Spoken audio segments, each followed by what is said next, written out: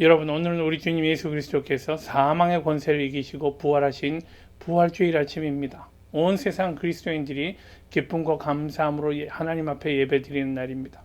오늘 우리도 우리 모든 정성과 우리의 모든 사랑을 하나님 앞에 드리고 기쁨과 감격으로 하나님 앞에 예배하는 그런 복된 아침 되길 바랍니다. 함께 기도하며 부활절 예배 시작하십시다.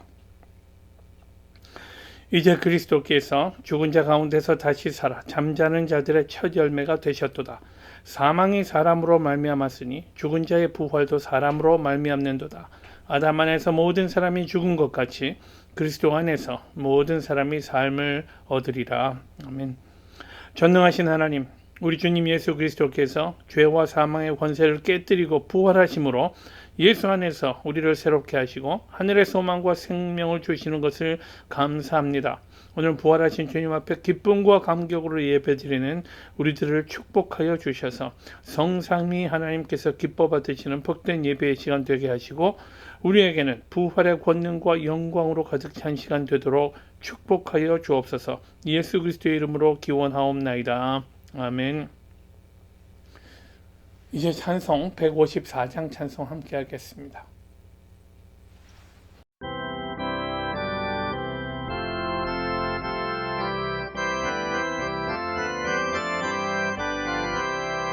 예수 부활했으니 할렐루야 만민 찬송하여라 할렐루야 천사들이 즐거워 할렐루야 기쁨 찬송 부르네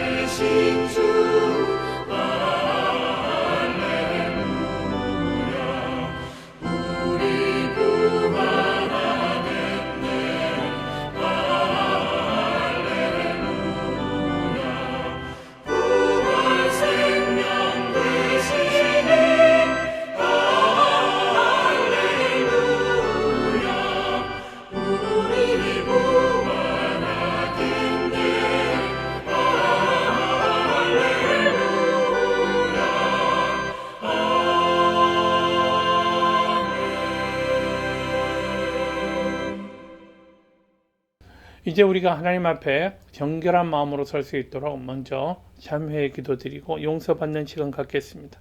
기도하겠습니다. 예수 그리스도를 무덤에서 일으키신 전능하신 하나님 아버지, 주님은 우리를 위해서 십자가의 고난과 모욕을 견디시며 죽으시기까지 우리를 사랑하셨습니다. 그러나 우리는 주님을 그렇게 사랑하지 못했습니다. 삶 속에서 그리스도를 영화롭게 하지 못하였습니다. 십자가를 보면서도 감격과 감사가 사라져버린 우리의 둔감함을 용서하시고 우리의 작은 믿음을 도와주옵소서. 우리를 모든 죄와 허물에서 용서하시고 주께서 허락하신 풍성한 생명의 기쁨을 알게 하여 주옵소서. 주님 예수 그리스도의 이름으로 기도하옵나이다. 아멘. 너희 죄가 그의 이름으로 말미암아 사함을 얻음이니 자녀들아 이제 그 안에 거하라. 이는 주께서 나타내신 바 되면 그가 강림하실 때에 우리로 담대함을 얻어 그 앞에서 부끄럽지 않게 하려 함이라. 우리가 예수 그리스도의 귀하신 이름으로 용서함을 받았습니다. 이제 주님 앞에서 다시는 같은 죄를 범치 아니하고 다시는 부끄럽지 않은 그런 인생을 살아가십시오. 사도신경으로 신앙 고백하겠습니다. 전능하사 천지를 만드신 하나님 아버지를 내가 믿사오며 그 외아들 우리 주 예수 그리스도를 믿사오니 이는 성령으로 잉태하사 동정녀 마리아에게 나시고 본디오 빌라도에게 고난을 받으사 십자가에 못 박혀 죽으시고 장사한 지 사흘 만에 죽은 자 가운데서 다시 살아나시며 하늘에 오르사 전능하신 하나님 우편에 앉아 계시다가 저리로서 산 자와 죽은 자를 심판하러 오시리라. 성령을 믿사오며 거룩한 공회와 성도가 서로 교통하는 것과 죄를 사하여 주시는 것과 몸이 다시 사는 것과 영원히 사는 것을 믿사옵나이다. 아멘. 이제 찬송가 150장 찬송 함께 하겠습니다.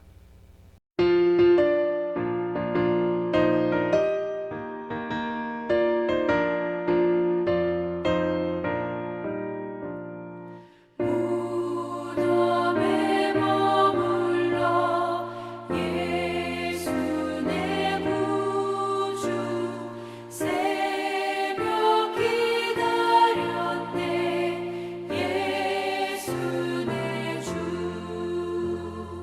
원수를 다 이기고 무덤에서 살아나셨네 어두움을 이기시고 나와서 성도 함께 길을 다스리시네 사셨네 예수 다시 사셨네 헛되이 지키네 예수 내 구주 헛되이 봉하네 예수 내 주 원수를 다 이기고 무덤에서 살아나셨네 어두움을 이기시고 나와서 성도 함께 길을 다스리시네 사셨네 예수 다시 사셨네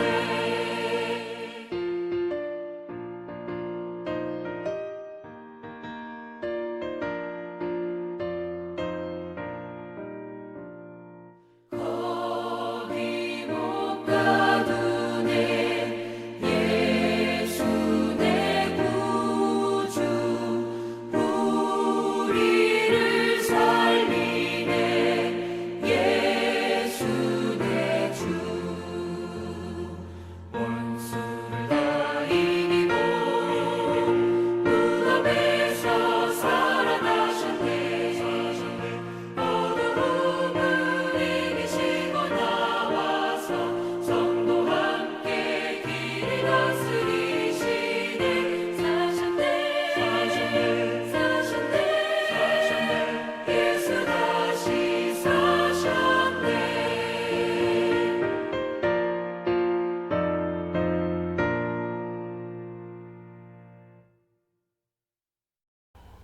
오늘 우리에게 주신 하나님의 말씀은 마태복음 27장 62절부터 66절 말씀입니다.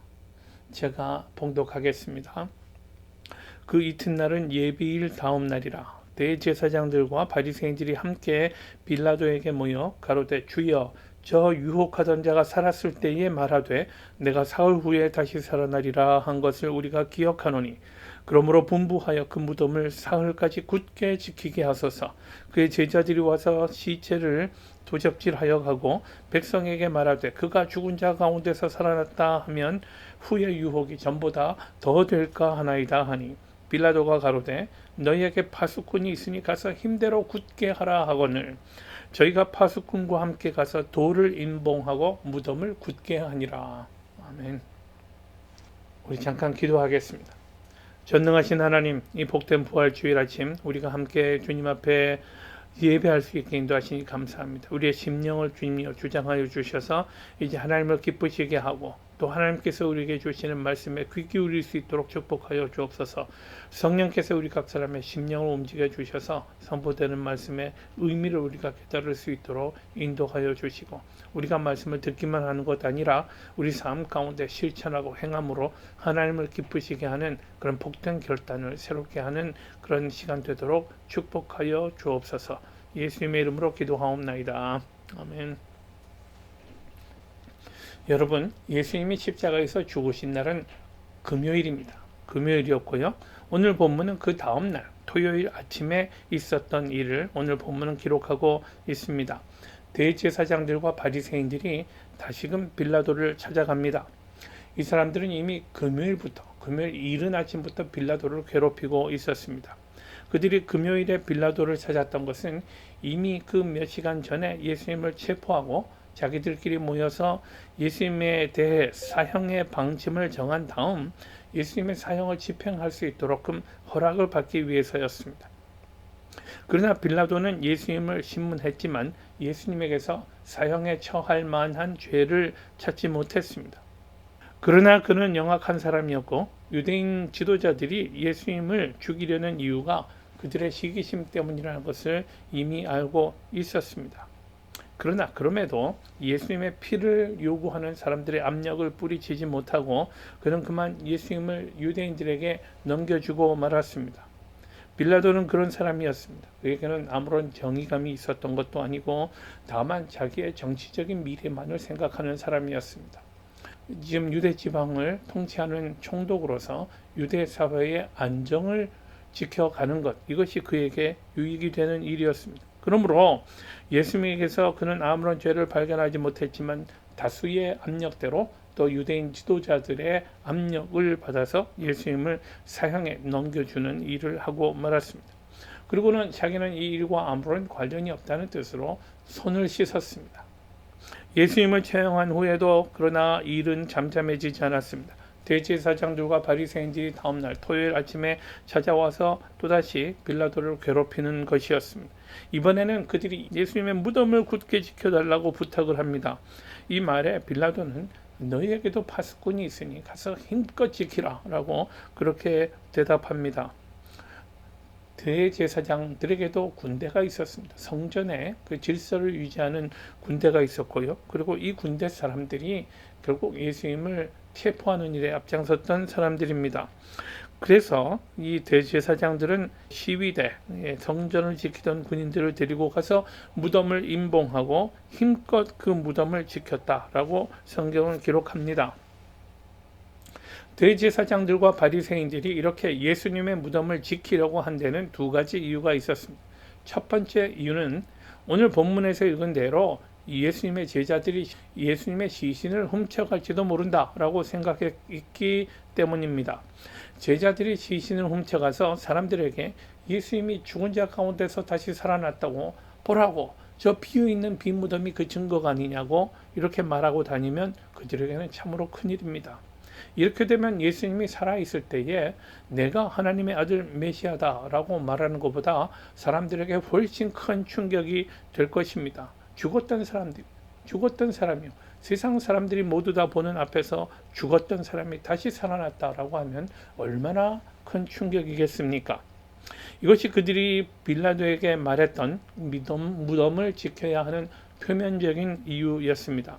말하자면 제자들이 예수님의 시신을 훔쳐서 치워놓은 다음에 사람들을 속이고 다닐 것을 두려워했다라는 말입니다. 그러나 여러분, 이런 속임수는 오래가지 못하는 법입니다. 당시 유대 사회의 민족적인 분위기가 팽배해 있었기 때문에 사람들이 메시아를 대망하고 있었고 여기저기서 가짜 메시아가 나타났다가는 쓰러져가고 나타났다가는 사라져가는 그런 현실을 사람들이 경험하고 있었습니다. 세상에 많은 거짓 메시아들이 왔다가 갔지만 이 사람들마다 얼마 가지 못하고 다들 소문도 없이 사라져가는 그런 상황들을 사람들이 이미 경험하고 있었다는 말입니다. 메시아를 놓고 그러므로 속임수를 쓸 수는 없습니다. 이것은 절대로 성공할 수 있는 일이 아닙니다. 그러므로 유대인들의 지도자들이 진실로 염려했던 것은 사실은 제자들이 벌일 이런 사기극 정도가 아니었다라는 사실을 우리가 생각할 수 있겠습니다. 빌라도에게는 말하지 않았고 자기들끼리도 드러내놓고 말하지 않았지만 이 사람들이 진정으로 두려워했던 또 하나의 비밀이 있었습니다. 아무도 이 사실을 말하지는 않았습니다만 그러나 이것이야말로 그들을 정말 두렵게 한 문제였습니다. 그것은 자기들이 십자가에서 못 박아 죽인 예수 그분이 당신이 말했던 대로 정말로 사흘 후에 다시 살아서 나오지 않을까 하는 것이었습니다. 잘 아시는 바와 같이 예수님은 죽으시기 전에 사람들에게 사흘 후에 다시 살아날 것이라고 몇 차례 말씀하신 바 있습니다. 그런데 이 말이 정말 사실이라면, 그래서 그가 자기가 말한 대로 정말 살아서 다시 돌아온다면 그들은 어떻게 해야 하는가? 이런 생각을 할 때마다 몸이 오싹해졌을 것입니다. 예수께서 수의를 입으시고 벌떡 일어나서 무덤 밖을 걸어 나오게 된다면 그 다음엔 어떤 일이 벌어지겠습니까? 그들로서는 생각하기도 싫은 일입니다. 대제사장들과 바리새인들은 무덤 입구를 돌로 막아놓고 그것을 임봉해야 되겠다라고 생각했습니다. 그들이 무덤을 돌로 막아놓으면 그 안에서 예수님이 나오지 못할 때니까 라는 것이 그들의 생각이었습니다. 그러나 여러분, 이것은 손바닥으로 해를 가리는 것과 다르지 않은 일입니다. 사람이 어떻게 손바닥으로 해를 가릴 수 있겠습니까? 빌라도는 너희 군대를 데리고 가서 너희가 할 수 있는 대로 힘껏 지키라 라고 했지만, 그러나 사람들이 어떻게 하나님의 능력에 대적할 수 있겠습니까? 하나님이 하시고자 하는 일을 사람들의 군대로 어떻게 막아낼 수 있겠습니까? 2000년 전에 대제사장들과 바리새인들은 이렇게 예수 그리스도의 부활을 부인하려고 애썼습니다만은 오늘날에도 여전히 예수님의 부활을 부인하는 사람들이 있습니다. 옛날부터 많은 사람들이 예수님의 부활을 이성적인 방법으로 설명해 보려고 여러 가지로 설명을 시도했습니다. 어떤 사람들은 예수님이 실제로 죽었던 것은 아닐 것이다 라고 주장을 했습니다. 소위 말하는 기절설입니다. 기절설. 십자가에서의 고통이 너무 심했기 때문에 예수님이 잠시 기절을 했는데 사람들이 그 기절한 것을 잘 알지 못하고 예수님이 죽으신 것으로 착각했다고. 그래서 예수님의 몸을 무덤 속에 넣어놨더니 그 무덤이 서늘해서 예수님이 그 안에서 기절해 있다가 깨난 거라고, 그것을 사람들이 부활한 것이라고 그렇게 착각하게 되었다고 하는 주장들이 있습니다. 또 어떤 사람들은 십자가에서 고통을 당한 것은 예수님의 본체가 아니고 예수님의 껍데기였을 뿐이라고 주장하는 사람들이 있습니다. 예수님은 다만 우리 눈에 육체를 가지신 것으로 보였을 뿐 실제로 십자가에서 죽으신 것은 아니었다라는 거예요. 우리가 보는 것은 그의 그림자 같은 것일 뿐이었다라고 주장하는 사람들입니다. 또 어떤 사람들은 부활의 의미를 바꾸어서 설명합니다. 예수님이 사람들에게 남기신 교훈, 그 교훈이 중요한 것이다 라고 주장하는 사람들, 예수님이 가르친 영원 불멸의 진리, 그것이 중요하다. 그러므로 영원한 것은 예수님의 삶이 아니라 그분의 지혜와 가르침이었다라고, 그런 의미에서 실제로 그가 부활했느냐 아니냐 하는 것은 그다지 중요한 문제는 아니다라고 주장하는 사람들이 있습니다. 또 어떤 사람들은 예수님이 보여주셨던 그 정신, 그 사랑이 영원한 가치를 갖는 것이다 라고 말합니다. 그분은 훌륭한 삶, 좋은 삶의 모범을 보였기 때문에 수많은 사람들이 그의 모범을 따르려고 노력하고 있고, 그래서 그의 몸은 죽어 없어졌지만 그의 정신은 영원히 되살아난 것이다 라고 말하는 사람들도 있습니다. 그 외 어떤 사람은 예수 그리스도의 부활 사건을 문학적인 표현이라고 말합니다. 이 사람들은 성경의 어떤 부분들을 문자적으로 해석할 것이 아니라 문학적으로 이해해야 한다라고 주장하는 사람들입니다. 그러나 여러분, 예수님의 부활 사건은 단순한 문학적인 표현이 아닙니다. 성경은 500명도 넘는 사람들이 한꺼번에 부활하신 예수 그리스도를 만났다라고 기록하고 있습니다. 부활의 증인이 500명도 넘었다는 말입니다. 500명도 넘는 사람들이요. 그리고 이 사람들이 예수 그리스도의 부활을 증거하기 위해서 죽기까지 했던 사람들입니다. 죽거나 혹은 자기의 모든 것을 상실하고 예수 그리스도의 부활을 선포했던 사람들이요. 말로 다 할 수 없는 극한 고난을 겪으면서까지 예수 그리스도의 부활의 증인으로 살다간 사람들이 그만큼 많이 있었다라는 말입니다. 이런 사람들의 존재 그 자체가 예수님의 부활이 사실임을 입증하고 있습니다. 예수님의 부활 사건에 대해 성경은 논리적인 설명을 제시하지 않습니다. 사람들이 이 사실을 믿거나 안 믿거나 상관없이 예수님의 부활 사건은 역사적인 사건이라는 의미입니다. 역사적인 사실입니다. 아무도 흔들 수 없는 역사적인 사실입니다. 예수께서는 살아났을 수도 있다라고 기록한 것도 아니고 예수가 살아나셨다는 주장도 있다라고도 기록하지 않았습니다. 예수님은 죽음에서 다시 살아나셨다라고 분명하고 단순하게 선언되고 있는 것입니다. 신약 성경의 모든 기록이 이 사실을 말하고 있습니다. 사도 바울은 고린도전서 15장에서 이렇게 말합니다. 만일 그리스도 안에서 우리의 바라는 것이 다만 이생뿐이면 모든 사람 가운데 우리가 더욱 불쌍한 자리라. 예수 그리스도의 부활이 없다면 그분의 부활에 대해서 믿고 이 복음을 전파하는 우리가 세상 모든 사람 중에서 가장 불쌍한 사람일 거라고 그렇게 말합니다. 기독교의 핵심은 예수 그리스도께서 죽으셨다가 다시 살아나셨다는 이 사실입니다. 이 부활 신앙이 확고하지 못하면 우리의 믿음은 헛거일 뿐입니다. 오늘날 많은 사람들이 말로는 성경을 믿는다고, 성경에 있는 대로 다 믿는다고 그렇게 말합니다. 그런데 우리 믿음의 깊은 곳을 계속 파내려 가 보면 결국 예수 그리스도의 사랑과 희생, 또 겸손의 삶이 참 존경스럽다라는 정도인 사람들이 있습니다. 예수님이야 참 훌륭한 분이고 그분의 가르치심을 진심으로 존경한다라는 태도로 예수 믿겠다는 사람들도 있습니다. 예수 그리스도의 삶이 우리에게는 참 귀한 도덕적인 교훈을 준다라고 말하는 사람도 있습니다. 원수라도 사랑하라 라는 말씀이 얼마나 좋은지 모르겠다. 얼마나 나에게 큰 도전이 되는지 모르겠다. 나도 그런 사랑을 본받고 싶다라고 생각하지 않는지 모르겠습니다. 그러면서도 부활의 역사성에 관해서는 글쎄요 하는 경우가 많이 있습니다. 부활이요? 그것은 우리의 이성을 뛰어넘는 문제이고요. 증거를 댈 수 없는 문제입니다. 그러니 알 수 없는 문제죠. 그런 문제에 대해서 말하고 싶지 않습니다. 이런 사람들이 있지 않은지 모르겠습니다. 정말로 예수 그리스도의 부활을 믿지 못하고 이런 정도에서 우리의 믿음이 그치고 만다면 우리가 참으로 불쌍한 사람이다 라는 것이 사도 바울의 선언입니다. 저나 여러분이나 그런 정도의 믿음을 위해 일생을 헌신하고자 한다면 참 가엾은 인생입니다. 우리가 믿는 예수님이 하나님의 아들 예수 그리스도가 아니라 좋은 인격을 갖춘 도덕가 정도라면 저도 다른 직업을 찾아야 할 것이고 여러분도 굳이 날씨 좋은 봄날 이 시간을 정해서 하나님을 예배할 별다른 이유가 없을 것입니다.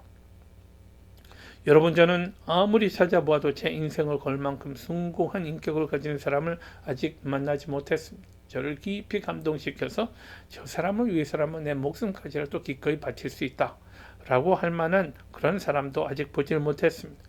도덕을 함양하고 인격을 수양하는 것이 종교의 목표라면 저는 이 자리에 서지 않았을 것입니다. 제가 확신하고 기쁨 가운데 증거하는 것은 이것입니다. 예수 그리스도께서는 십자가에서 죽으셨지만 그러나 그분은 자신의 말씀대로 다시 살아나셨다라는 이 사실입니다. 하나님의 능력으로 죽음 가운데서 그분은 다시 살아나셨습니다. 그리고는 우리에게 두려워 말라라고 말씀하십니다. 우리 주님의 부르심에는 빈부귀천의 차이가 없습니다. 부자거나 가난한 사람이거나 또는 남자거나 여자거나 어른과 아이, 병든 자나 죽어가는 자, 믿음이 있는 자나 믿음이 없는 자, 어떤 사람이든 상관없습니다. 주께서는 그들을 부르십니다. 그리고는 그들에게 두려워하지 말고 새로운 삶을 향해서 나아가라 라고 도전하십니다. 오늘날 세상에는 정말 어려운 일도 많고 근심스러운 일도 많습니다. 전쟁도 끊이지 않고 있습니다. 가난한 사람들, 외로운 사람들, 도움을 필요로 하는 사람들이 수도 없이 많이 있습니다. 그러나 예수 그리스도의 부활이 오늘 우리에게 주는 메시지는 모든 것이 결국에는 좋아질 것이라는 것입니다. 좋아질 것입니다. 왜냐하면 하나님이 승리하시기 때문입니다. 예수께서 사망의 권세를 물리치고 죽음에서 다시 살아나셔서 하나님 나라의 능력을 보이셨던 것처럼 전국에는 그 무엇도 막을 수 없는 하나님의 사랑이 필연코 승리하고야 말 것입니다. 예수님을 죽임으로써 하나님 나라 운동을 끝낼 수 있을 것이라고 믿었던 사람들이 있었습니다. 그러나 이 사람들의 믿음이 틀렸습니다. 그들의 소망과는 정반대로 그들은 예수님을 죽인 후 40년 만에 자기들이 그토록 지키기 원했던 성전과 그들의 종교 조직이 철저하게 파괴되고 말았습니다. 정작 그들이 죽이려고 했던 예수님은 다시 살아나셨는데 자기들은 철저한 파괴를 당하고 말았습니다. 이렇게 예수님의 부활 사건은 하나님의 놀라운 능력, 생명의 능력을 입증하는 것입니다. 더욱이 감사한 것은 이 죽음의 권세가 도저히 이기지 못한 생명의 능력이 우리의 것이 되었다는 것입니다. 우리가 예수 그리스도를 믿음으로 부활하신 예수 그리스도와 연합하게 되고 우리가 이 예수 그리스도와의 연합을 통해 하나님의 능력이 우리의 것이 되었습니다. 생명의 주인이신 하나님, 그 하나님의 생명의 능력이 우리의 것이 되었다는 말입니다. 그리고 이것은 철저하게 거저주시는 하나님의 은혜요, 하나님의 선물입니다. 사랑하는 교우 여러분, 죽으셨던 예수 그리스도가 하나님의 생명의 능력으로 다시 살아나셨습니다. 이렇게 복된 생명과 또 이 생명의 소망이 우리들 한 사람 한 사람, 각 사람과 가정에 충만한 축복된 부활절을 맞이하시기 축원합니다. 기도하십시다. 전능하신 하나님, 오늘도 우리가 예배할 수 있게 하시고 우리의 예배를 받으실 뿐 아니라 우리에게 은혜를 베풀어 주시는 주님을 찬양합니다. 우리 주님 주신 말씀대로 부활하신 우리 주님 예수 그리스도, 그 예수 그리스도의 생명의 능력을 우리의 것으로 소유하고 우리 주님의 발자취를 쫓아 우리 주님 그렇게 기뻐하셨던 하나님 나라를 세워가는 이 일에 우리가 힘껏 참여할 수 있도록 축복하여 주옵소서. 우리에게 부활의 생명과 또 생명의 소망을 주신 주님을 찬양하옵고 예수님의 이름으로 기도하옵나이다. 아멘.